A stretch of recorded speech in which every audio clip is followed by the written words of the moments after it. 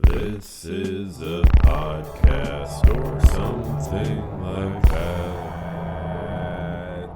Hello, that was me lip syncing the intro. Thought that would add a little bit of a fourth wall dimension.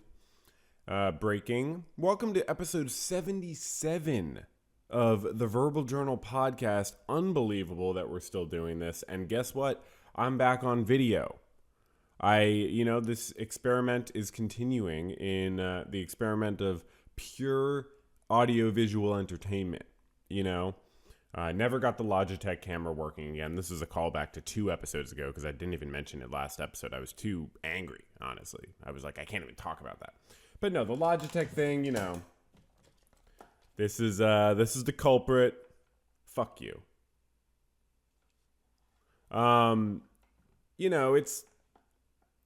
Okay, that wasn't fair. Fuck us. It just stopped working. Wish I could just break this on camera. Be one of those YouTubers who just breaks things. It's good for ratings.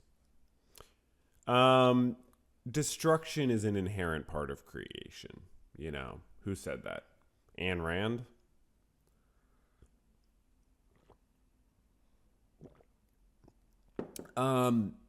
So I'm back on coffee too.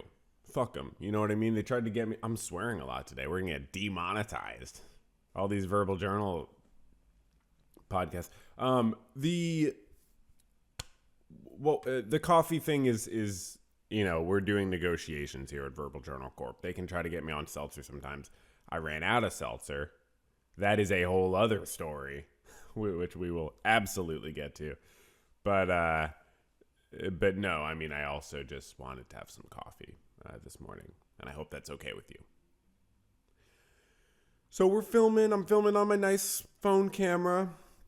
Last time it didn't break until the very end, so the whole thing was high quality footage until the very end, which no one watches to the end anyways. And if you're at the end, you're already such an enjoyer of this podcast. You're like, I don't even care. Give it to me. Inject it into my face. You know what I mean? I don't care what quality it is. So it's fine. And there really is on a, not a serious note, but on a genuine note, I do feel like it's actually pretty good for me to be practicing filming, just in the sense of like trusting my camera, trusting my phone to work, because even though it does have a lot of issues, it does work. So it's kind of nice to rebuild some trust. Because I've said maybe it's part of why I haven't done a video. That's not really true, because most of the video stuff I'm not on camera. But it is why I haven't done like a rock stacking video, if you know about the rock stacking side channel. It's just like, it's annoying to worry about your camera. So, and I'm a little bit money conscious lately. I don't even know that I want to buy a Logitech camera, which is unfortunate, because that's only $100, and that would actually make it so I could very much more conveniently do this. Except it does make the lag a little bit of a problem with the audio. There's like some latency issues that I can't rectify easily, because the audio from the desktop stuff I'm watching will go through the same channel as the audio of me talking, and then there's a slight different delay. So there's different things, but it's a little bit of a headache doing the podcast fully video, but it is worth it. It's a headache. I have to edit it, put the audio in with the video, because audio is being recorded separately and stuff. But it's like, it's worth it, right? Are you enjoying this? Can you all let me know if you're enjoying this? I know some people like the podcast, but if you're enjoying this and you're like, I like the video specifically, let me know. Or don't. You don't have to. It's not a big deal. You could let me know in a few different ways. You could write into verbaljournalpodcast@gmail.com. You could raise the amount of money you give me if you have disposable income. I don't need your money more than you do if you need your money. But that would be like, oh, okay, someone likes the video. If you raise your pledge, I think is what it's called on Patreon, your pledge to not have sex and to give me money. Those are 2 pledges. That's all I ask. I don't know why pledge makes me think of it. Like chastity pledge. Is that a thing?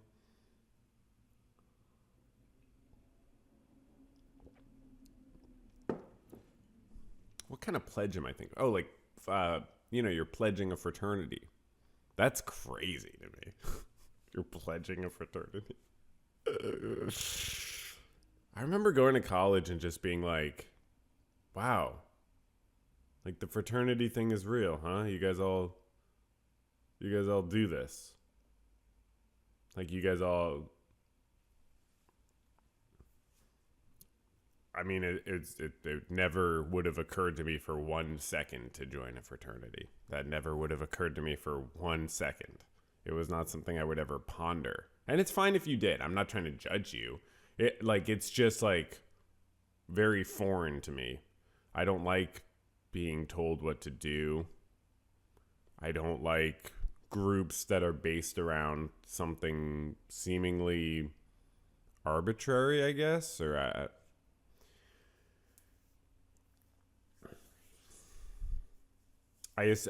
don't know. I guess it's not arbitrary. You pay to be in them too. It's like a little paid club, but I don't know if the problem for me is that you pay to be in them. I pay to do things, but it's like you're paying for friends, sort of, in a sense. I don't know. For me, it's just a culture. And then I learned, I don't think I've talked about this before, but I learned like senior year of college that there was this acronym people use to describe people who didn't join a Greek life, is what they call it. Greek life. When you're connecting with the ancients. And that acronym is GDI, Goddamn Independent. That's a real thing. I don't know. It's probably decades old and like barely used, but it is a thing that people do say. And so I was like, wait, what? You're using independent as a negative. You're using the word independent as an insult. Goddamn independent. Like, wow. That says a bit more about you than it does about me. I mean, I think of independence as a good thing, and that's why I celebrate July 4th. Nothing to do with patriotism. It's just the Independence Day where I celebrate my own independence. Sometimes I burn an American flag. You know what I mean? Because you're allowed to do that legally, and that is a sign of independence. Nothing's more independent than burning an American flag. You know who said that? Ayn Rand. We got a lot of Ayn Rand quotes today. And we're only in the introduction. We're barely in the introduction, actually.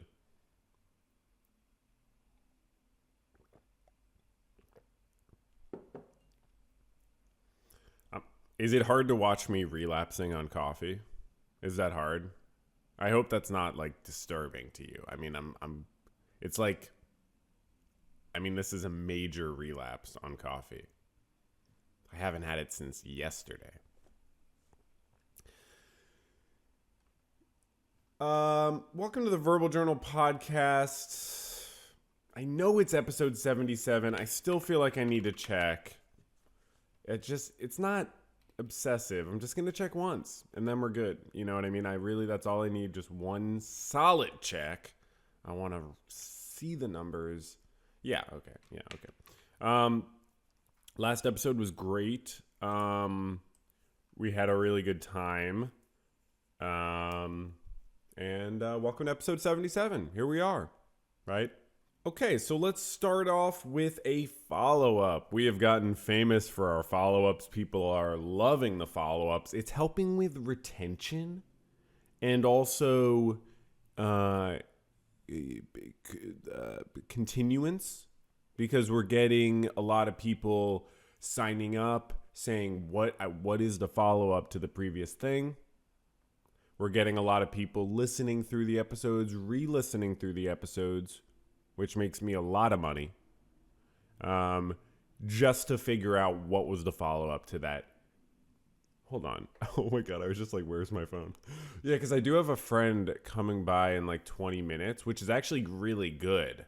Because ideally it'll break up the filming and allow my phone to cool off right around the time when it does need to happen. But anyways, I'm not sure how that works. I think I still get text messages when I'm recording. We will find out. Better be punctual. So what am I doing? So following up on the bell pepper situation. So last week we had that was so fun to get the bell peppers on the podcast. If you didn't see, go back and check it out. We actually had guests that were the two bell peppers from my refrigerator. Since eaten, by the way. Actually, one of them, yeah, since eaten for sure. A week ago. Are you kidding me? Bell peppers. I just couldn't remember because I've bought more green peppers since then. And we were talking about why they're green, why I believe they're green. We weren't getting into the science of it, but why I believe that they're green, and why I like that they're green, and why and how and what I like about them being green. Well, that's why I like them being green, actually. Those are sort of interesting how you can use different words to say the same thing. What are those words called? Interrogatives? Who, what, where, when, why? How? Do? So following up on the green pepper situation, closing the loop on that. So I was talking about, obviously, the green peppers. We were closing the loop on why I only eat green peppers. Which was closing the loop on, obviously, why I had maybe, the coffee. It was connected to the coffee situation. Obviously, I'm not going to go through everything. We're only following up on the thing that we need to follow up on, and you can learn the rest of the context. But the following up by going back. But the follow-up, I obviously didn't really fully explain everything because I was explaining why I like green peppers, what I like about them, and that, I was following up on that last episode, and obviously the answer was that they are very crunchy green peppers. They have an extra crunch to them. But there was a point that I definitely meant to come back to and fully intended on coming back to and communicated to you that I was going to come back to, that I did not come back to. And I'm really sorry. I am so sorry. That will never happen again, ever. And we have a whole thing here now, a whole system to make sure that the loops are not getting left open like that. And they're just going to be closed instantly, basically. So this is a thing they're telling me to do more. They said I've done it a couple times on the recent episodes. They said it did really well. The retention was really, people were spiking just to see kind of, So closing the loop on the bell pepper situation, why I only eat bell peppers, because they're, why I don't only eat bell peppers. That's not true. I'm not like that, you know what I mean? That would be too much of a good thing. But why I only eat green bell peppers was because they're crunchy, we know that. But I didn't explain, there was one thing I was going to say, which is like how I cook them. And we were talking about that, but it didn't really say it. And I meant to say how I cook them. It was like, I'll come back to this, how I cook green bell peppers. Because I always cook them the same way. I always do, so.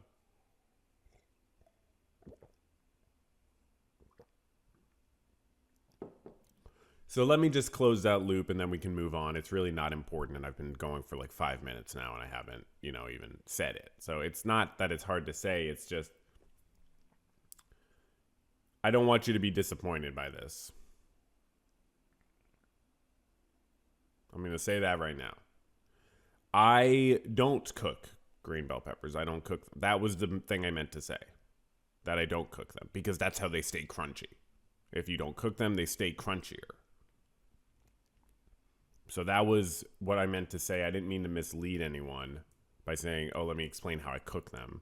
And then the answer is that I don't cook them. But that was just, I was trying to get to that point, and it's important to explain, because that's central to my experience of green bell peppers, is that I don't cook them. I don't throw them in the pan for even a second anymore.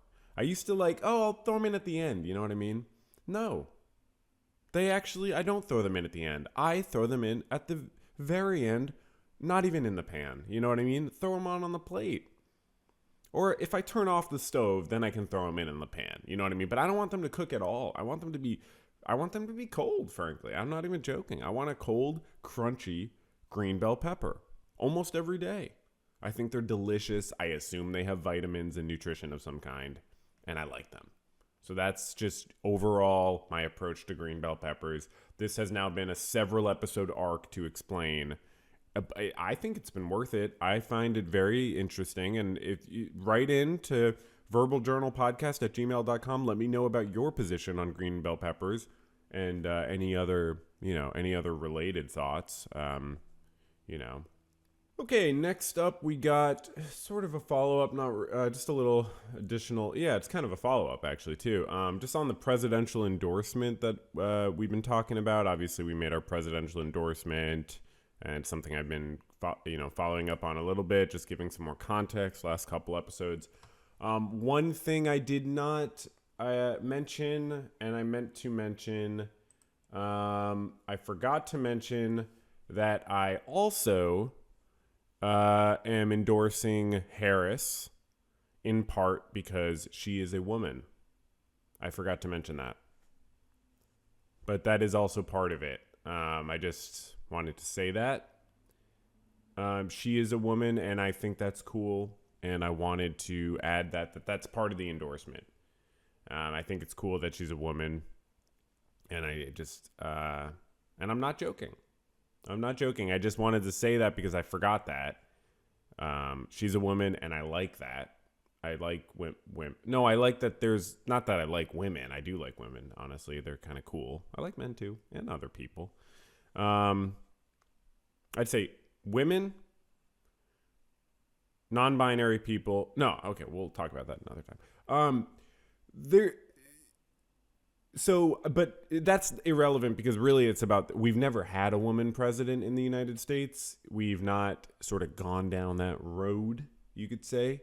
So I want to experience a powerful woman. No, that's not the right way to say it.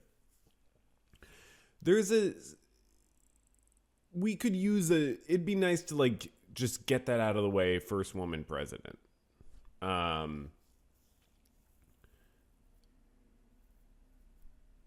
So I just wanted to say that I think it would be good to have a woman be president, and I wanted to make that clear that I was not supporting Harris, and we as the podcast are not supporting Harris in spite of her being a woman. We're actually supporting her in part because she's a woman, because I think that's cool.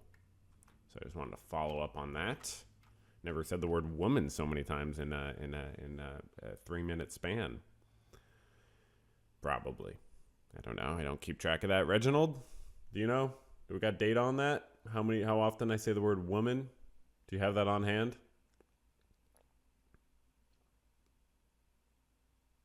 No? He's fumbling around in his files. He's looking through papers and spreadsheets. No, we don't have that information. Cool. Okay, so yeah. So just wanted to kind of follow up on that point. All right. Enough of the follow-ups and all that. I had my break, hung out with a friend briefly, let my phone rest. We are good. We are back. We are so back. Right? From the meme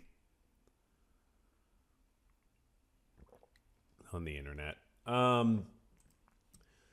No grinds my gears, no main section. Oh, another callback. But this is oh, damn it, that happens sometimes. Sometimes I'll this is once in a while. I do a lot of different note taking for things. I'm saving things to the verbal journal doc. I'm the guy from the YouTube channel, so if I'm working on a YouTube video, I might be saving notes for that. That often involves timestamps. You put the time, you put the URL. Sometimes, that's a lot. And I'm often on my other computer that has a broken key. So I'm copying and pasting the link. And then I have to copy and paste an R from a document so I can do copy and paste to do the letter R because my R key is broken. I don't know if I've talked about that before. But anyways, so that leads to a situation where with all that copying and pasting, sometimes I forget to have the URL included as part of the note. So here it says Dave Rubin callback, because I talked about Dave Rubin, I believe 2 episodes ago on the public episode. We did I believe it was the Gossip Desk. And I was saying that his husband has the same first name as him, which I thought was funny. And here I have a callback to Dave Rubin, and I said at 4 minutes and 33 seconds, and it's into a Majority Report video. I've been watching the Majority Report and enjoying, I've been specifically watching their playlist of Dave Rubin clips. It's very fun. I should say listening. I've been listening to it while I do other stuff, like paint or chill. So that's something that I've been enjoying. So in one of their episodes, they talk about Dave Rubin, and they showed this quote where he's challenged about something, and he says, I like talking about, he says, I don't like talking about that. It might be in the famous, I think it might have been him. It's him referencing like not knowing something or getting something wrong, or it's just him being challenged in some way. And he says, I like talking about ideas. And that's like if you know anything about like Dave Rubin or people making fun of Dave Rubin. So by the way, if you don't know who Dave Rubin is, he is a YouTuber. He's an ideologue, and he's a proponent of sort of set of political ideas that are like loosely formulated, and he sort of goes with the flow of whoever's paying him. He's gotten a lot of different, funding that's influenced his political beliefs, seemingly from the outside. I can't say for sure. But what's funny is in this, so he's like, I like talking about ideas. I'm a free thinker. I like to have difficult conversations. I like to have controversial people on my podcast. But he doesn't actually push them on the controversy. It's the same thing, in my opinion, like Lex Fridman does or Joe Rogan. And so it's really funny because people are like, well, what's wrong with these people having controversial people on their like show? And it's like nothing. But they're not equipped to handle it. Clearly, they don't know what they're doing. So you have to challenge, views, and you have to make sure people come away with a good understanding, not just imbibing the spoon-fed BS of that particular person you're hosting on your show because you agree on like what to you are the core things when they shouldn't be the core things. Okay, it doesn't matter.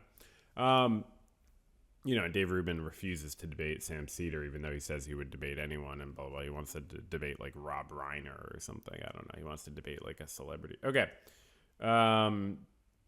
So when he says, I like talking about ideas, it's funny and interesting because what he is doing is actually admitting the fundamental mistake in his thinking. And it's something I mentioned like last week or the week before, like in regards to some of the stuff I've been reading, reviews of books, like on Goodreads. I enjoy seeing people's very critical reviews of books. I find you can really find some very interesting writing there.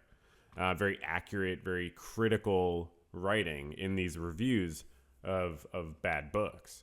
And I think it came up in a discussion of Goodreads. I'm forgetting exactly what it was, but I was like making the point of, idealism versus materialism. What was it? Idealism.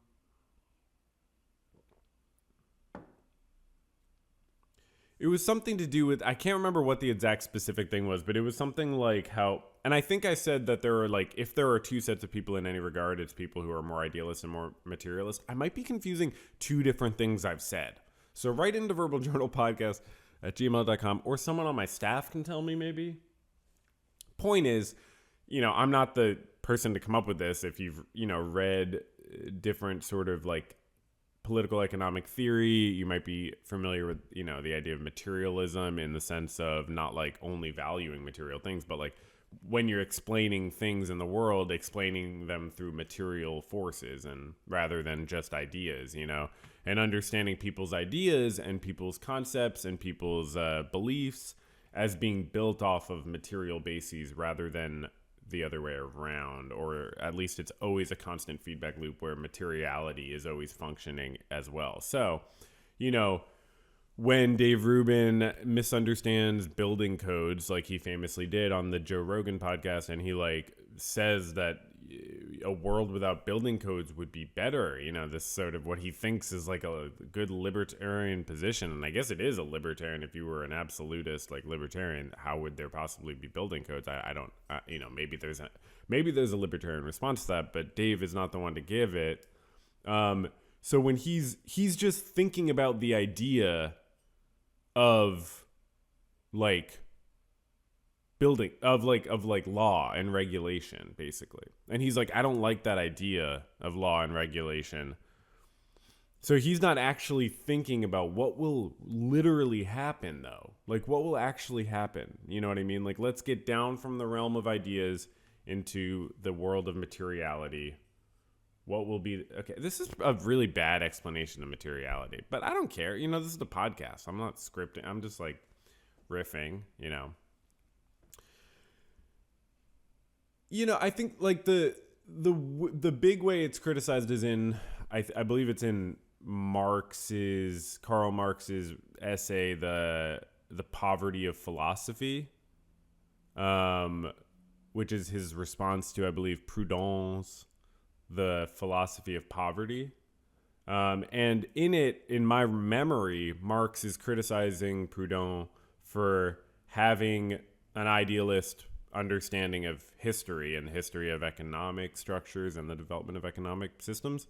Because he's saying that Proudhon is sort of describing things as progressing from one stage to another in an idealistic way, in a way that says, in a way that's talking about the concepts leading to one another rather than the material happenings leading to one another. You know, like if you're going to explain history and the changing of economic systems over time, or philosophical systems that are tied to economic systems, basically Marx is saying our philosophical systems are changing in constant response to our material economic systems. It's not just that our philosophical systems change, so then we change the world. It's, you know, it's the world's constantly changing, and that is generating constant changes in our philosophical systems. I didn't mean to go into this. I probably should have prepared more, but hey, you know, that's my vague memory of a Karl Marx essay I read 4 years ago, in reference to a Dave Rubin quote from a video I don't have the link to, and follow up on something fairly irrelevant. And yeah, so I think that was a pretty good segment. Let's get into the desk section, okay? The desk section always hits and is a huge hit. So we should do a little desks. We got some great desks for you today. If you are a fan of desks, you can write into Verbal Journal Podcast. Let me know, you know, what do you think about desks generally? Do you like when I talk about these different subjects and separate them by desk? Do you like when I clearly stall for time as I open all the links at the beginning of the desk section? You know, just kind of give me your overall responses. So I will know them, and then I'll be able to kind of, you know, respond to them, you know, defend myself if you're, you know, saying very critical things about me or the podcast or someone I love on the podcast, such as Donna and Reginald. So yeah, okay. So we have quite a full list of things. Oh yeah, I'm going to go through these. We're going to move through them quickly though, because there's a lot of them. That's kind of the fun of the desk. Sometimes I linger too much on the desk items, and it's not ideal because the effort issue is like, oh, well, so if you hear that, that was too loud, actually. Yeah, I should make a note of that I should, you know, lower the volume. Okay. Cool. So I'll lower the volume on that, but that was Jordan Peterson. I have a very funny, that's going to be the media desk. We have a very funny, it's not what he says that's funny, but it's the overall presentation of what he says. Now, why did that just play automatically? Because, it is as a multi-millionaire in privileged high school. Oh my God. And then that's the next thing that is going to have to be lowered. And that was Timbah on Toast, which is also part of the media desk. That one I can't blame Timbah on Toast for, because that was my fault. I opened a YouTube link, so obviously it's going to play. The other one I can blame, not Jordan Peterson for, but that was TikTok. And it's like, why does it have to play immediately when you go to a TikTok link? You know what I mean? And some YouTube channels have a video play automatically when you go to their page. And I just want to say, it's never a good YouTube channel, in my opinion. I challenge you all to find me one good YouTube channel that has a video auto play when you go to their channel. I don't think it exists, you know what I mean? So, anyways, okay. So first thing we have to talk about today on the, like, because just to follow up that point, you know, because it's just such an obvious thing that you don't want that, you know what I mean? Like, no one wants to go to a YouTube channel and have things playing immediately, you know. I certainly don't. I want to go to a YouTube channel, have nothing pop up. Like, isn't that like when is that from? Like, who started that kind of thing? You can tell how long I'm having to stall. You can tell how many links there are on this desk. Also, I need to get a better sort of like order of operations of moving the links to where I need them. But you don't want to have them all open at the beginning because then your computer is running too hard. It could handle it though, especially, you know. Oh, when you're oh my God, in love really? with someone, really? you're going to just because I freaking move the window, you have to start playing again. Wow, TikTok. That is a TikTok link in the desktop app. So, oh my God, you're joking. Organize your schedule. If you like interact with the window in any way, it starts. Like I'm not even touching it. I was drawing another window into another tab next to it. And it's like, oh, you're dragging a tab next to me? You must want the video to start playing. Are you out of your mind, YouTube? Oh, and then wait, I missed that one. Yeah, YouTube. I mean TikTok. Sorry, I looked at YouTube when I looked at YouTube when I had meant to say TikTok. Okay. So that was the longest introduction to the desk section that's ever happened. Can we get a round of applause for that? Okay. I'm taking a lot of breaks. Oop, we don't want that horizon line in there. I'm taking a lot of breaks. I'm trying to make sure I'm trying to make this the first episode we get full high quality video.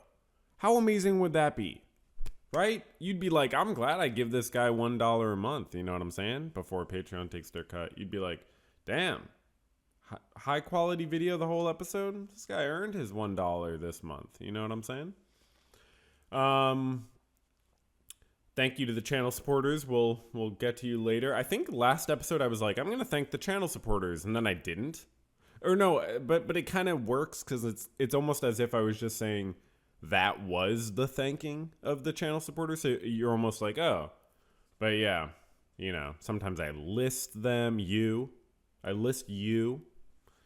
Okay, so anyways, that was a great introduction to the desk section, and maybe we don't even need to look at any of the links on the desks, you know? Maybe we just can ignore them now that we had such a great introduction, right?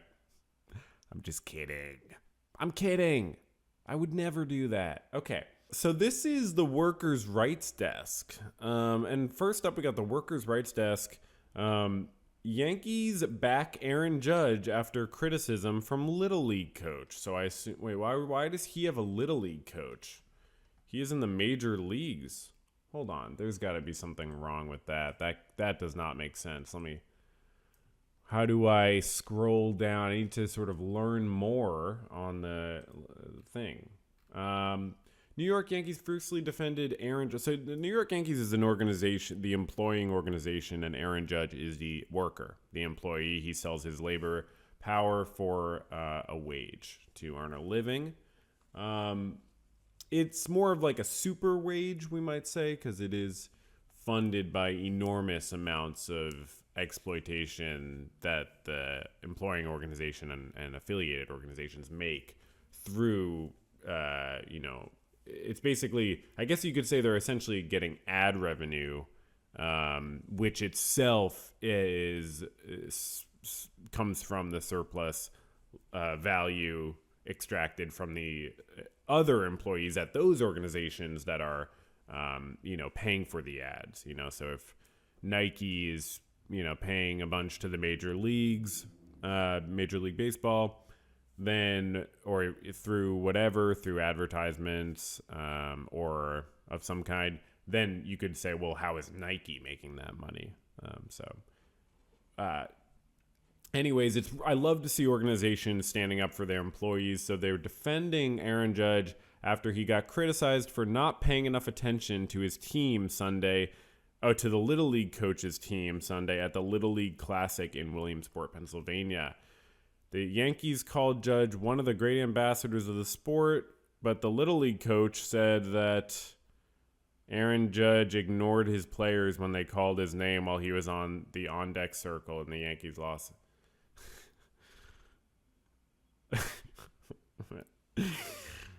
I've been to baseball games before, like Little League games and, minor league games and stuff. And man, kids get so attached when they're yelling to the players. And I don't blame them. It's the parents who should maybe step in and be like, look, technically they don't really have to acknowledge you. But parents feed into it so much, I think, sometimes. Parents should be like, yeah, you can yell to them, but don't, expect them to respond. You know what I mean? Go ahead if you want, but, they are working. It's it's like they don't have to look at you. They don't have to do that. I mean, here he was an ambassador at some sort of game, but, whatever. I'm sorry. Your kids are going to be, fine. Okay, next up on the, it's good. A little bit of disappointment is healthy. I guess is what I'm trying to say. So that's pretty much the workers' rights desk. That's all we had for the workers' rights desk today. Next up, we got the law desk. U.S. judge tosses machine gun possession case, calls ban unconstitutional. You might have seen this in the news a couple days ago. A federal judge has dismissed charges against a Kansas man for possessing a machine gun, saying prosecutors failed to establish that a federal ban on owning such weapons is constitutional. The decision by U.S. District Judge John Brooms in Wichita on Wednesday appeared to mark the first time a court has held that banning of machine guns is unconstitutional after the conservative majority U.S. Supreme Court in 2022 issued a landmark ruling that expanded gun rights. In that ruling, New York State Rifle and Pistol Association versus Bruin, the Supreme Court established a new test for assessing firearms laws, saying restrictions must be consistent with the nation's historical tradition of firearm regulation. The Supreme Court clarified that standard in June as it upheld a ban on people subject to domestic violence restraining orders having guns. It upheld a ban on people subject to domestic violence restraining orders having guns, saying a modern firearms restriction needs only a historical analog, not a historical twin, to be valid. Oh, yeah, no shit. History doesn't repeat, but it rhymes. Remember we were talking about that quote? Was it Mark Twain? So I personally don't think machine guns should be in existence. And I do believe that we should change the Constitution so it's constitutional but there should be just a large buyback program. The government should say, we'll give you $1 million for your machine gun.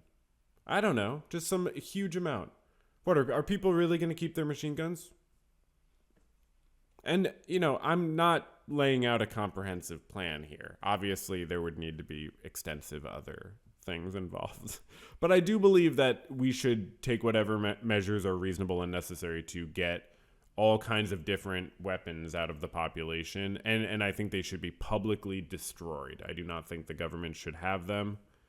And I think if I was elected president of the United States, I would try to have us get rid of our atomic bombs. Just literally destroy them. Imagine what that would do.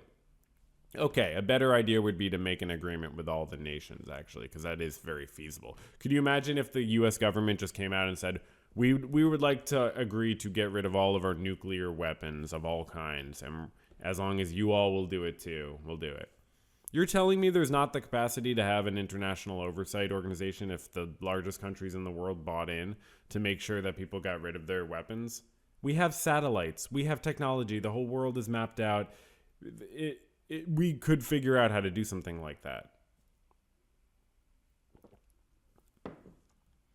So that's the law desk. Next up, we got the art desk.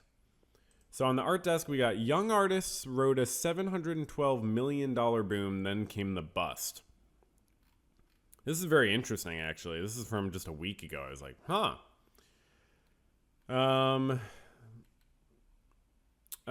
So they start with talking about a painting selling at auction for $100,000, more than double its estimate. And then it reemerged and it sold for $10,000, losing 90% of its value. Wow. By then, the artist stopped renting a $7,000 a month luxury apartment in Miami and temporarily moved in with their brother. Yeah. Artists. Oh, what are you going to do, you know? So where's the stats here? During the early pandemic, a speculative boom driven by a misplaced belief in a quick return set in, with collectors spending $712 million at auction in 2021 on works by artists born after 1974. That's ultra contemporary, right?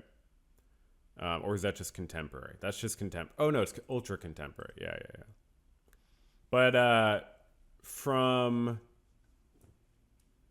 they got to come up with new terms. So yeah, a giant leap from the amount buyers had spent just a year earlier. But then the prices for these artists, these sets of artists, plummeted by almost a third since 2023. Wow. The downward trend is continuing. In the first half of 2024, sales of work by young artists fell 39% over last year. Wow. Interesting. Collectors had overestimated the market's strength, fearing the work might soon become impossible to sell. They wanted to make at least some of their money back. Oh, so it's like panic a little bit. I hope that, like, how do you become a successful artist? This is an amazing piece, by the way. Wow, that's very beautiful. How do you become a successful artist without having your work become part of speculative finance? Is the question. Okay, that's the art desk. Yeah, it's kind of annoying pausing all the time just to make sure I can get the high quality footage, but it will be worth it, right? It's so much better. I mean, last episode I was like, you know what? Sometimes I just won't get good quality footage and it'll just be fine and people will just be fine. And it's like, I'm not actually fine doing that though. So, yeah, it's just a few more things on the art desk before we move on. First of all, this is just, I love the background, especially the way that there's some texture to the pink. And, you know, if you think about it, this, you know, your painting selling for $10,000 is amazing. If you can make a painting, look, if I had to estimate, this is hard work, this painting. But like, 50 hours? I don't know. You know what I mean? I don't know. Maybe it's more than that. I'm not trying to undersell it. But like, it's possible about, let's say 100 hours. Let's say it's 100 hours of work. You know, there's a lot of other work involved. You're mixing the paints, you're cleaning the brushes, you're doing a lot of different things. You're conceptualizing it, you're talking about it, thinking about it. In some ways, that's work. Let's say it's 100 hours. You're getting $100 an hour if you sell it for $10,000. You're getting $100 an hour. That's pretty good.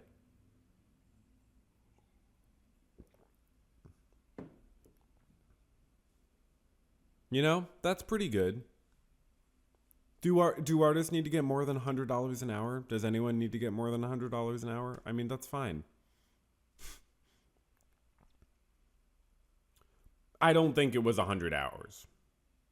I think it was 50 hours and it's more like $200 an hour. So I'm just saying, like, it's just interesting. This 95% decline in value is more a testament to the high 189,000. That's absurd. You know? Of course, that's absurd. That is like if we're saying 100 hours and $100 an hour for the low price, that's $1,000 an hour. No, that's almost $2,000 an hour. That's absurd. If this painting took 100 hours, which is a lot of time, I do paintings, 100 hours is a lot of time that is hard to even work on a painting for that long without messing it up and making it bad. That's a long time. Like, so to get paid basically $2,000 an hour is insane. And no one, obviously though, and we're going to look right down here to this sentence, what I'm saying is not technically, what I'm saying only applies to the sense of like an artist should not strive for their work to be sold at such a high valuation because it's not equivalent to labor value in any sense, and it's pure speculative finance. That's the point I'm trying to make. Not because obviously artists do not benefit from these high prices generally. Well, okay, hold on. Artists do not immediately and directly benefit from that high sale. They do absolutely benefit because when your work sells for that, now everything you ultimately sell out of the studio and from here on out is going to have a much higher valuation, of course. But anyways, whatever. Okay, it's just interesting. So what is this? The workers' rights desk? This is supposed to be the art desk. Give me a fucking break. Yeah, I keep losing the script here. I have obviously the script that I get pulled up here. So now we're on to the book desk. This is going to be great. Werewolf Cop. So the book desk, I forget if I said this last time. It's the new incarnation of the biography desk. It's a biography desk plus Goodreads desk. I totally forget if I mentioned this last time because I think I might have come up with it since, but I forget. So the biography desk and the Goodreads sort of not non-desk are becoming formed into the book desk, where I will talk about both biographies, which I read sometimes, and Goodreads, my Goodreads escapades in the website that we call Goodreads. So let's talk a little bit about Goodreads. My Goodreads review habit, is a big part of my life lately. I read them. So I talked about a book by this guy Andrew Klavan. He's just like a conservative like commentator and writer. I didn't say that, but whatever. It doesn't matter. He's like Daily Wire affiliated, like blah blah blah. One of his books I was mentioning, it was in a Reginald the Data Guy segment. Actually, so many of the reviews were commenting that the title was misleading, and I just thought that was really funny. And it was misleading. I never said how it was misleading, and I don't have the link here, but I remember it was a book about English romantic poets or something and their connection to Christianity. But like all the reviews were like, he just talks about one and then talks about the other and doesn't connect them. And it's like, you would think that the reviewer was misunderstanding, but so many people said that. They're like, he just didn't connect the two things. He just talked about them each. So he also had this book, Werewolf Cop, and people were like, it's just like a misleading title. Like it's barely about werewolves. So someone said, one of the biggest issues I had was the expectation. When you pick up a book called Werewolf Cop, you expect two things, werewolf and cop, but you get about a 5 to 95 ratio of that. You like that, Reginald? There's a lot of cop, but even that doesn't do justice. No pun intended. I'm saying no pun intended. That's my cleverness, not them. To the lack of werewolf. It's a no pun intended because if you associate justice with cops, which you might not do, so I'll explain that. There's a lot of cop doing that. Even that doesn't do justice to the lack of werewolf. Oh man, that is funny. And then there's this person so next up on the Goodreads desk, this person, what did they say? This person thought they left a 2-star review. That's really funny to me that they thought they left a 2-star review. This is why I'm giving it 2 stars. You didn't actually. Sorry about that. And then there's a lot of people who, this is just something I wanted to mention. A lot of people hate cursing. A lot of people are very against cursing. I see reviews all the time that are like, there was too much cursing. And sometimes I'm like, wait, this writer curses? Sometimes the writer's quoting people and people still get mad. They're like, I didn't need to see those curses. People really don't like curses. It's interesting. People really don't like, that gets drilled into a lot of people's heads as kids. People just really, I'm not, I get it. I think curses are like a little bit, you don't want to resort to them excessively. It's, Kurt Vonnegut said in some book, like, and a lot of people have said, it's like bad writers almost. It's like bad language. You're not just going to use the same words all the time. Okay. So we got curses. What's the other thing? Oh yeah, very positive. So this was interesting. Someone left a review that's like very positive, right? This review looks very positive, but it's a 2-star review. Great book. Includes info about a few early presidents they don't teach in school. Great read from Bill and Martin as always. This is Bill O'Reilly and Martin Dugard. I'm sure they both contributed equally. That does not sound like a 2-star review. You know what I mean? Like, wow. There's no negative thing said, and it's purely positive. It's interesting that that's a 2-star review.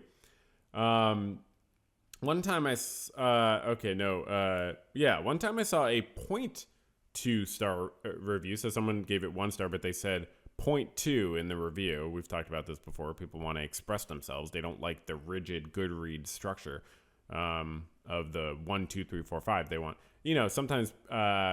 Also, I saw someone do that. They write 0 stars, but they're both listed as 1 star, of course, thanks to Goodreads limitations. I also saw one where someone said 3.8. And then I saw one as 3.7. People write this in. But both were... Oh, no, not both. I don't have data on the first one. The 3.7 was listed as a 3-star review. So instead of listing it as a 4-star review and then typing in 3.7, they listed it as a 3-star review and typed in 3.7. Now, isn't that strange? Isn't that kind of odd?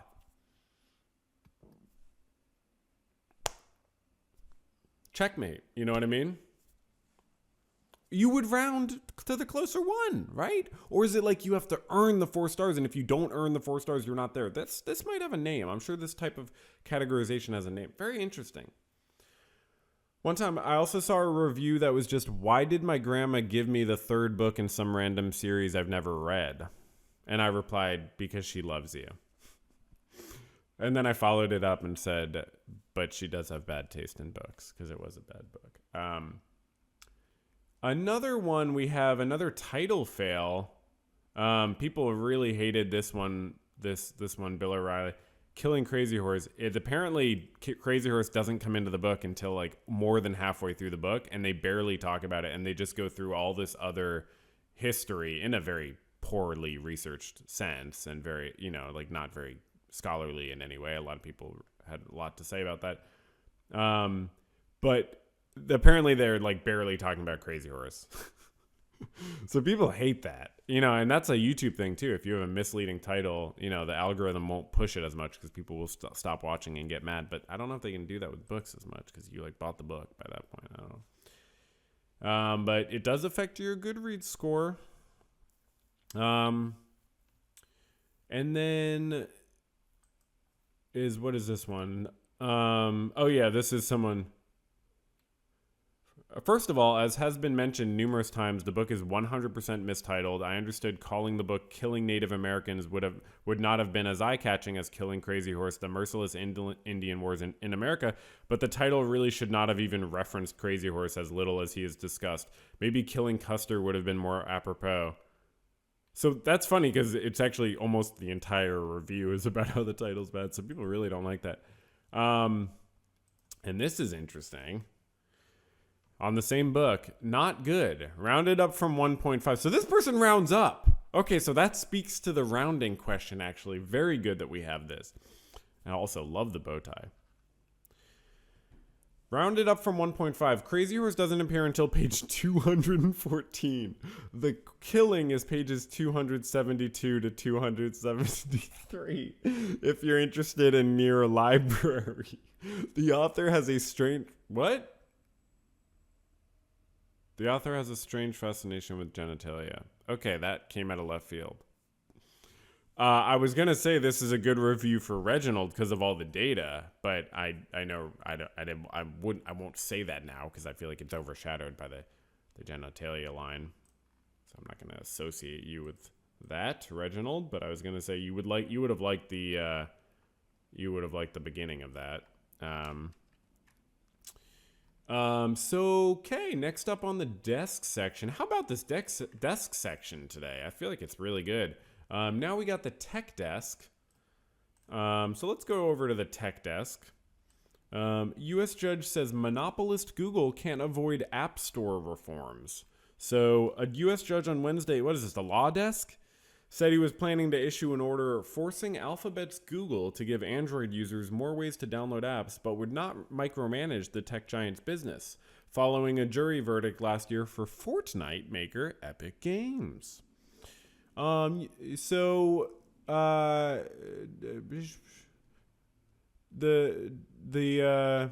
The judge showed impatience for Google's protests about costs and difficulty of implementing many of Epic's proposals, saying you're going to end up paying something to make the world right after having been found to be a monopolist. As I've talked about before, the question of monopolies is I think one of the best ones to talk about when we debate or talk about political economy. I just think it's one of the biggest questions. How do you make sure there are not monopolies? Because no one likes monopolies, except the monopolies. Another tech desk segment. Elon Musk blames DDoS attack for delay in live-streamed Trump interview. This is a few weeks ago. But ex-employees say he's lying. So there was a delay. He hosted a live interview with Donald Trump, he is a current presidential candidate in one of the U.S. political parties. The Republicans is what they're called. And he's running for president. Again, he's a former president, actually, and he's running again, which is great. I love when people love their jobs and they really want to pursue it. But again, this is not the workers' rights desk. The stream was delayed 42 minutes due to what Musk claims was a massive DDoS attack. Oh, they're so persecuted. They're one of the richest men in the world and one of the former U.S. presidents. They're very persecuted. But several people, including some ex-employees, say he's lying. So very interesting. We're going to go right on because that's enough. To the media desk. Imane Khalif names Imani. I actually am not sure how to pronounce the name. I apologize. Names J.K. Rowling. I don't know how to pronounce that one either. And Elon Musk. I don't know how to pronounce that one either. In cyberbullying lawsuits. So this is actually a really big deal. The Algerian boxer earned an Olympic gold medal in women's boxing, despite enduring a barrage of online abuse and inaccurate accusations about her gender. Accusations that are based in bigotry, even if they were accurate, to be clear. And also based in ignorance, because she had lost many times to women, so it just made no sense. So yeah, she officially names J.K. Rowling and Elon Musk for their alleged acts of aggravated cyber harassment against her. Apparently, Rowling stopped tweeting for a week or two and deleted tweets, which maybe she's showing introspection, I don't know why this is in the media desk section. I guess because it's related to the Twitter app. Next up on the media desk, we have the Jordan Peterson clip that played on its own. And so look at this. Make them a priority. And, that's in some ways a fleeting state, although it's not necessarily as fleeting as people think it is, but whatever. It's obviously a priority. So I forget how I found this. I think I was looking up something related to Jordan Peterson and this TikTok page came on. This has not a lot of likes, so it's a super small video, but what the heck are we watching? Priority. At first I was like, oh, I wonder what I'll think of what he says. And then I just couldn't stop focusing on what the hell's going on the bottom here. Are they making tofu? I don't think it's tofu. The effort issue is when you're in love with someone, you're going to organize your schedule and make them a priority. And, that's in some ways a fleeting state, although it's not necessarily as fleeting as people think it is, but whatever. I really don't enjoy the way he talks and his attitude. But, they put an egg in there, and they crack an egg. So, is that tofu? Do people do that with tofu? Oh, this is a really old. He was on this podcast, years ago. Yeah, because they've did they delete the episode, or they came out and were like, yeah, they obviously don't like Jordan Peterson anymore. This was, I guess, before Ethan Klein had more of a sense about how he was platforming people. There's probably still work to be done there, but who knows? Who knows? Point is, do you make an egg and tofu like that? Or what is the outside thing? It's some sort of dessert? Why would you ever pair Jordan Peterson with this? What the hell? Is this not the biggest insult to Jordan Peterson? Could you imagine? You're like, I'm just making an intellectual point, and then people cut it. People who call themselves a fan of you can't even pay attention to what you're saying without... Who the hell would want to watch that? Okay, anyways, other thing on the media desk. So this new video came out, which is interesting because it's Timbah on toast. And he rarely drops videos, which I hate when YouTubers take a long time in between videos. There's nothing worse than that, right?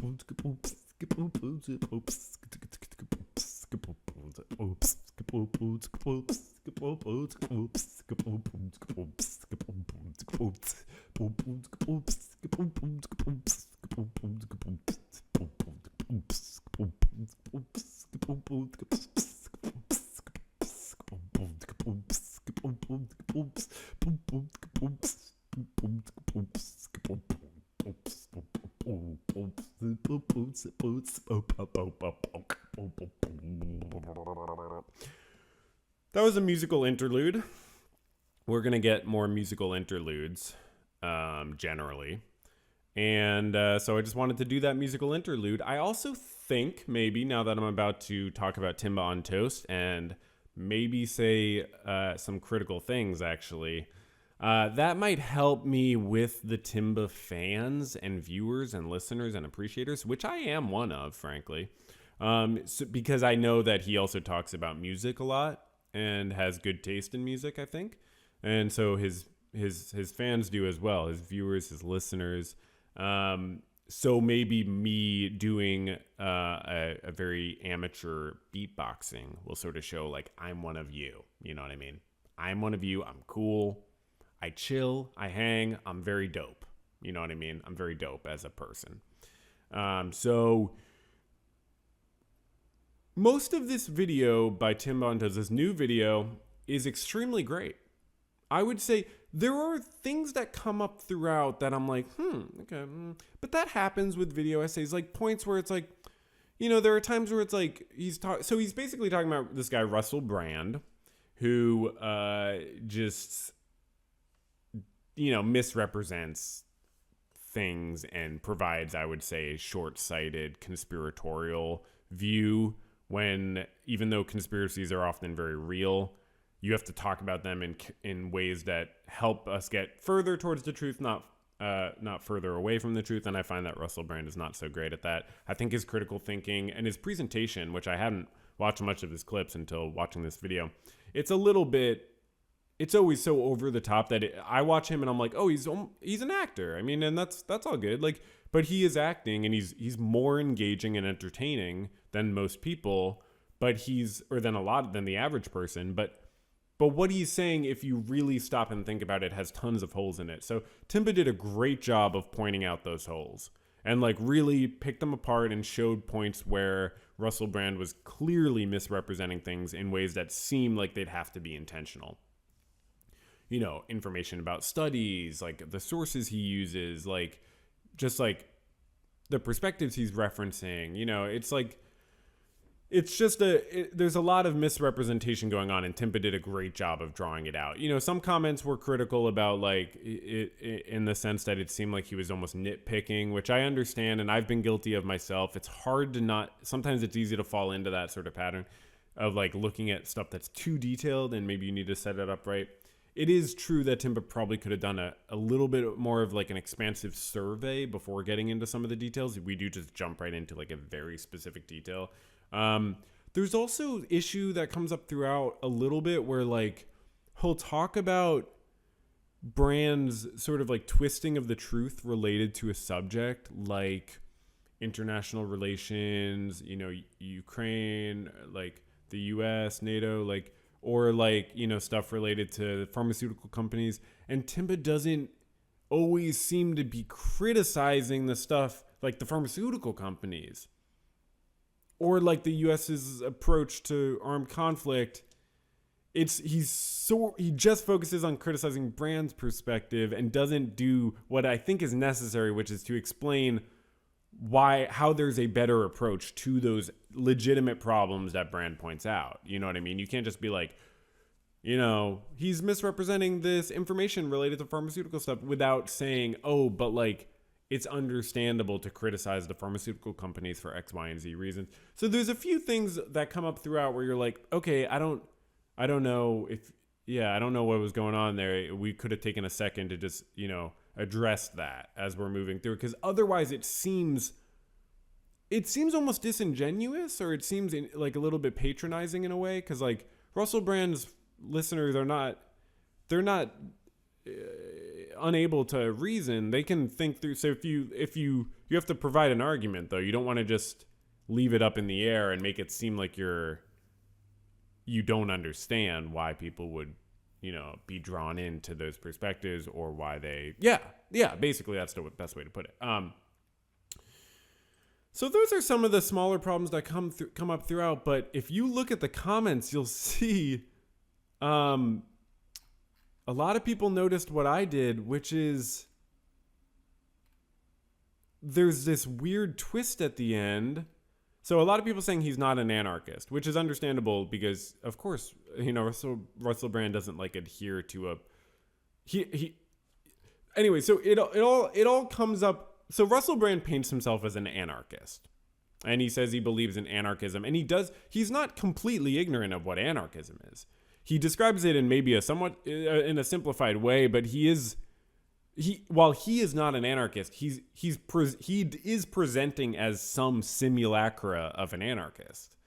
He is trying to present himself as one disingenuous, and anyone who understands anarchism can see the vast inconsistencies in it, Timbah included.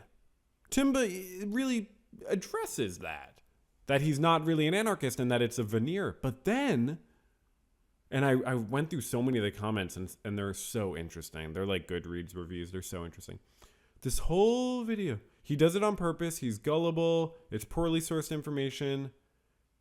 And then, to promote anarchism, in quotes, so that's perfect. And then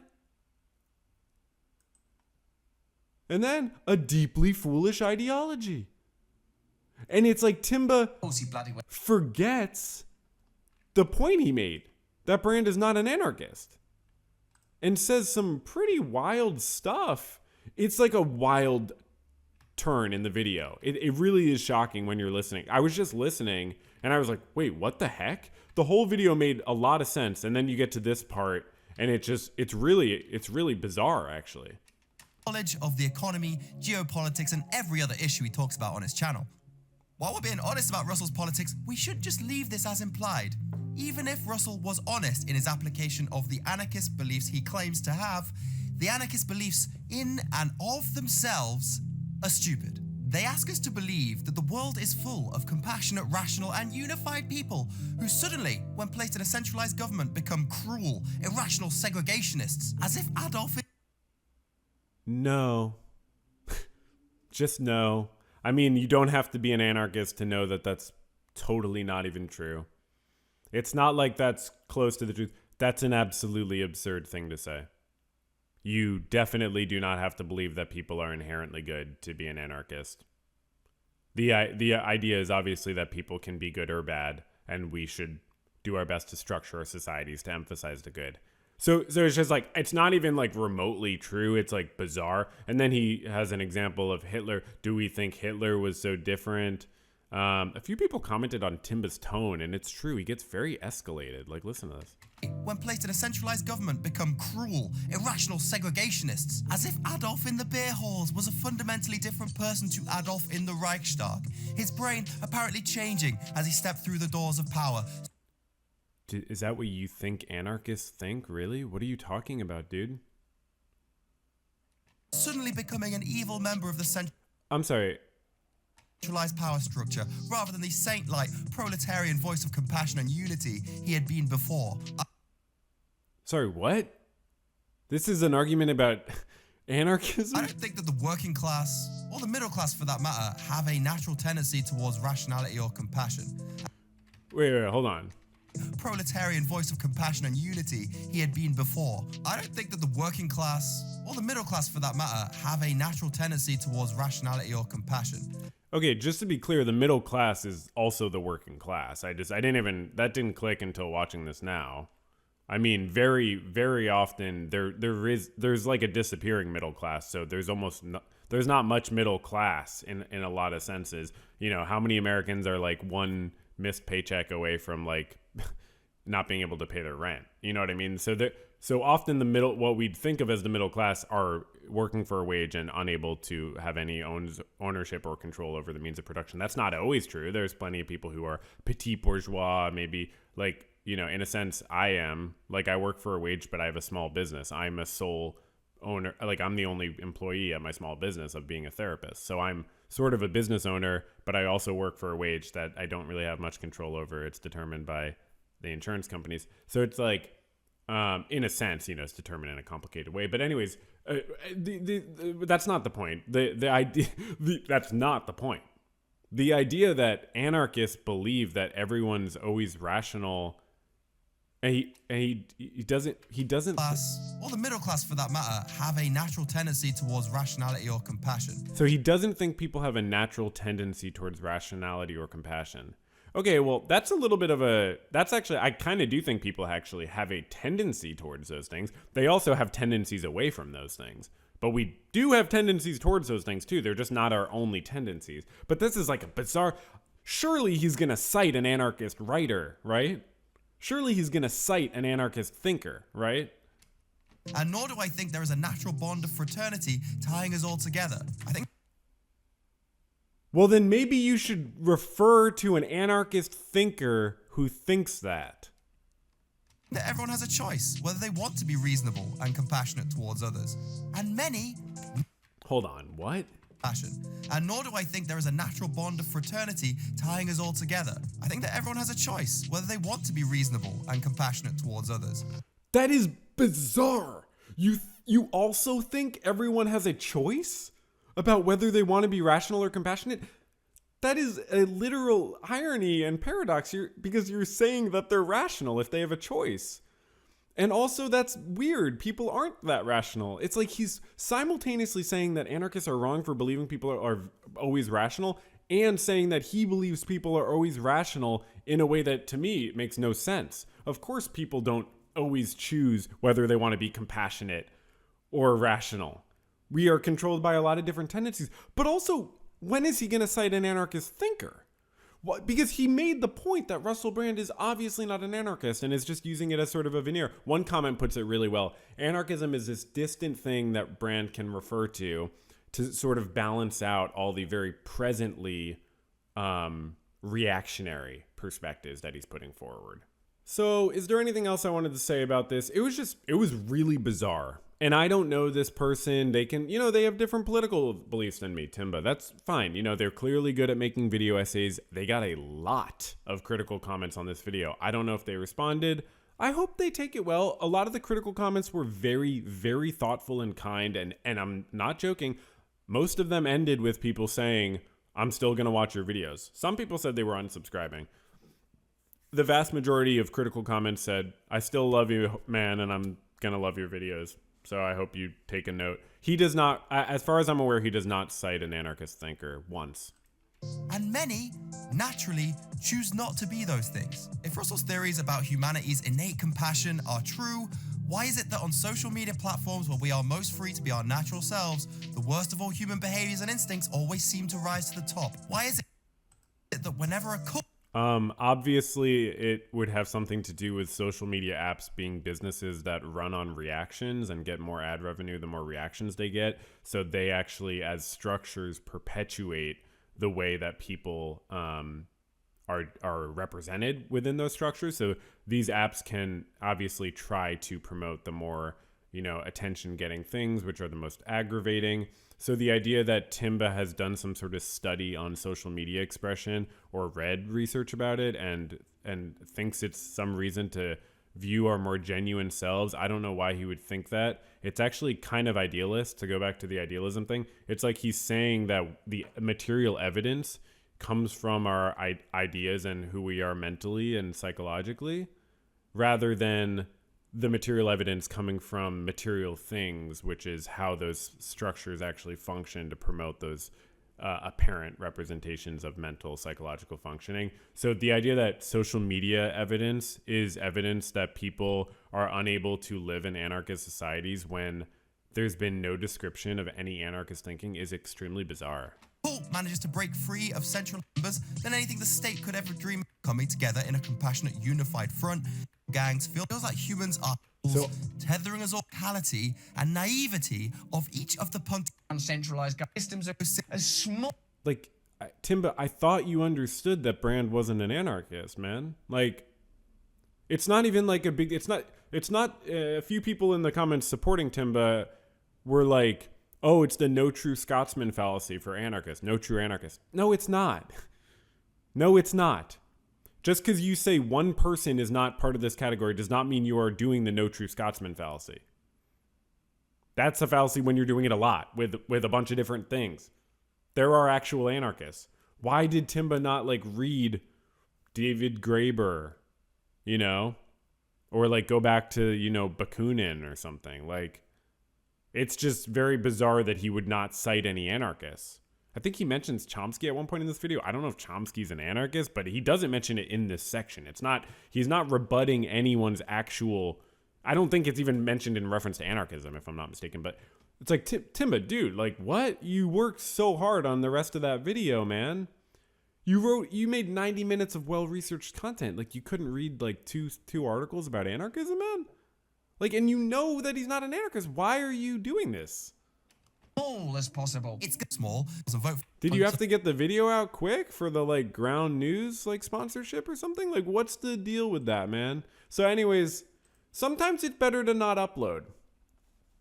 And that's sort of the takeaway there. So we actually have a word of the day segment. This is the latest in the episode. I think we've ever had a word of the day segment. And this is a word of the day I learned from one of these comments on this Timbah video. Someone was an anarchist and they were explaining why they believe in something called sortition, which I had never heard of. And I was like, what is sortition?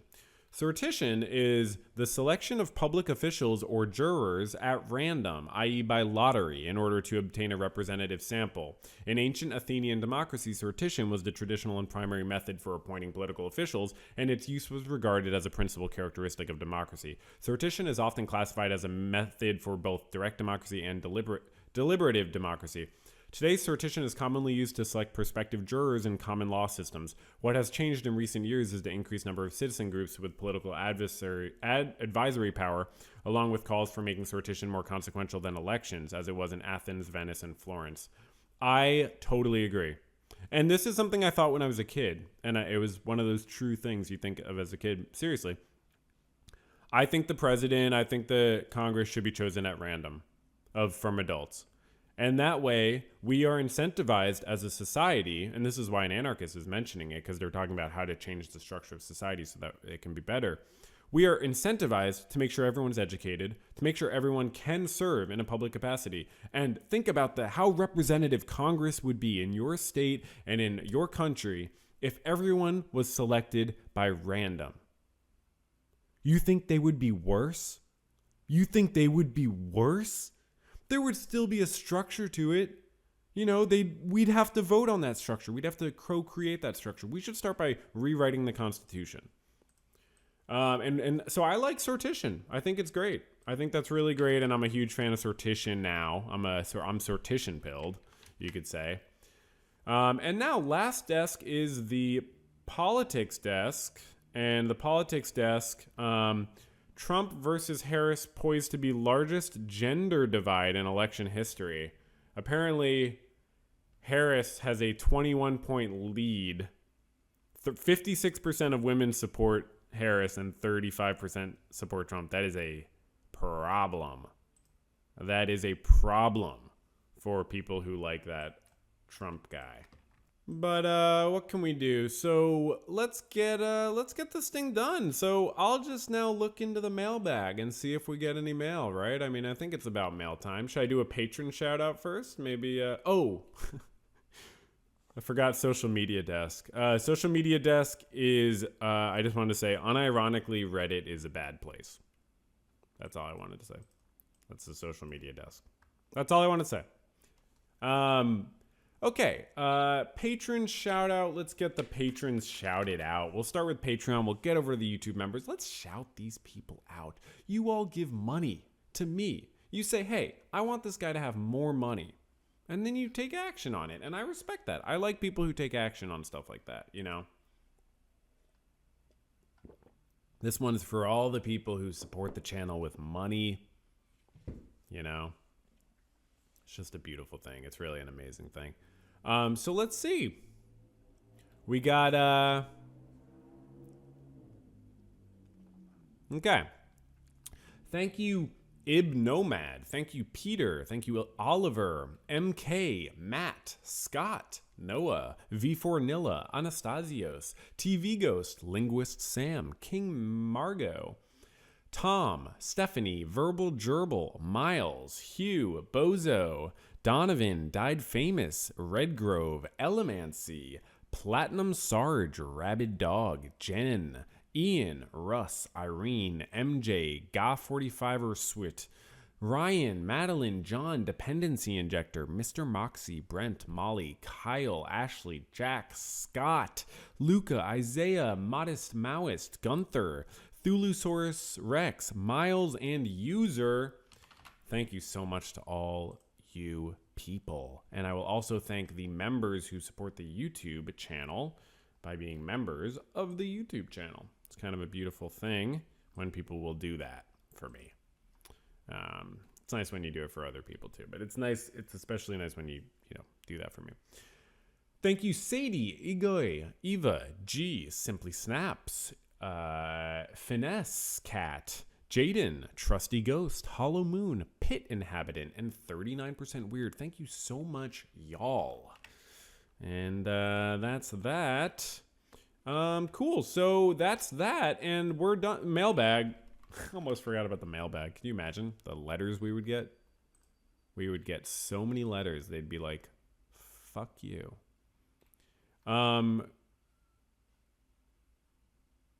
Someone wrote in. I was just confused. Someone wrote in.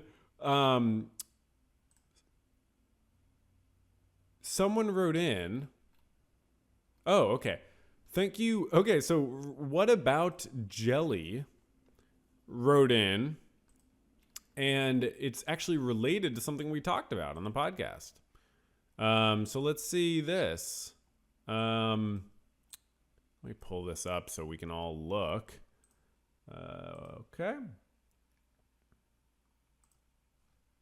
So they asked ChatGPT why green bell peppers are crunchier. And ChatGPT. Oh, I guess it's some sort of like, okay, so they said green bell peppers are crunchier because they're harvested earlier than red or yellow peppers. So that's not even a question, and ChatGPT responded to it. That's interesting. I don't use ChatGPT, so I don't know how this works. Yes, that's correct. Green bell peppers are typically harvested earlier in the ripening process, which makes them firmer and crunchier compared to red or yellow peppers. As bell peppers ripen, they change and become sweeter and softer. Wow.